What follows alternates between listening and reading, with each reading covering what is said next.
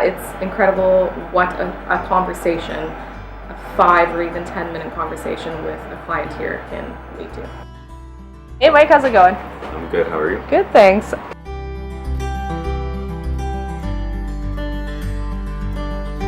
But could you tell us a little bit about what caused you to end up on the streets and homeless? Arguments with the family. That was also around the time when I was just started smoking weed and stuff. It wasn't mainly that, but my mom, that was also part of the reason, but also the arguing, not really making smart choices got me kicked out. But then when I ended up in the shelter, it's just it's more of a different environment.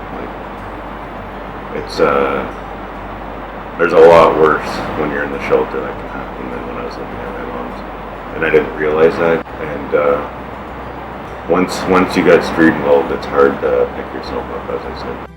At the start, it was hard because I was using every day. But when I started going to school and attending the programs here at OCH and with Ottawa Inner City Ministries, it was filling up my day, so I couldn't really use or do anything. Looking back at where Mike was last summer, which is when I started kind of working and supporting him a lot more, he was living day to day. That was his mentality back then, is if he made it another day, then great. And now Mike is working towards his future. He definitely has worked hard over the past year. He's probably completed about 8 credits in a year and a half's time, which is incredible for someone who is often living on the street. Mike's accomplishments have been outstanding in terms of everything from education to housing to, I think, his self-confidence to his community involvement.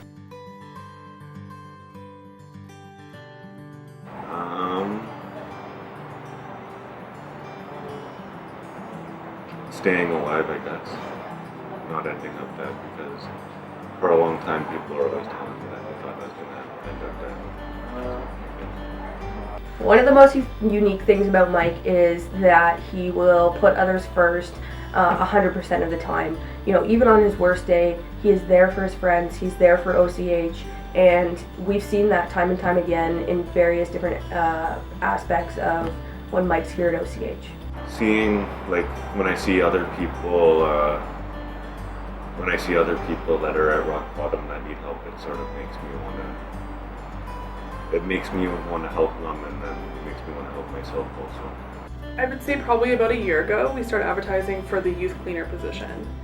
And Mike wanted the position, and I was like, you know what, I think he would be wonderful. We interviewed him, he did amazing. And then after his interview, he walked in and he said, you know, so-and-so is actually looking for work as well, so I told him to come apply, and maybe you should interview him, I think he'd be really great. He was so selfless, and he knew that would jeopardize his opportunity and that maybe they could get the position over him, but he cares about his friends so much that he went out of his way to put in a good word for someone else.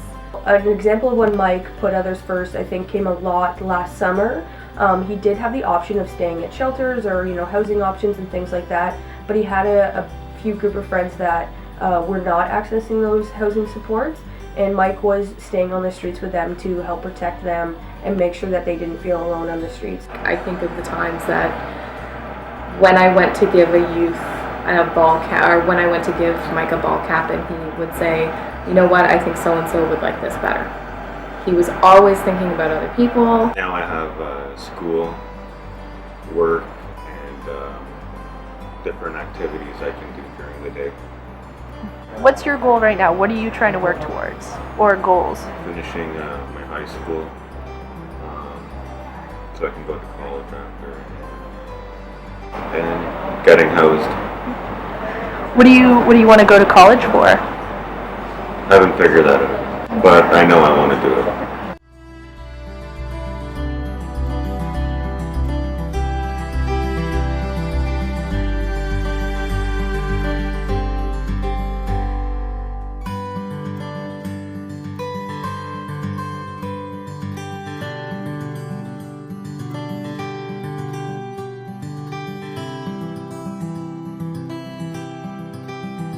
OCH is a big part of my life and everyone else's.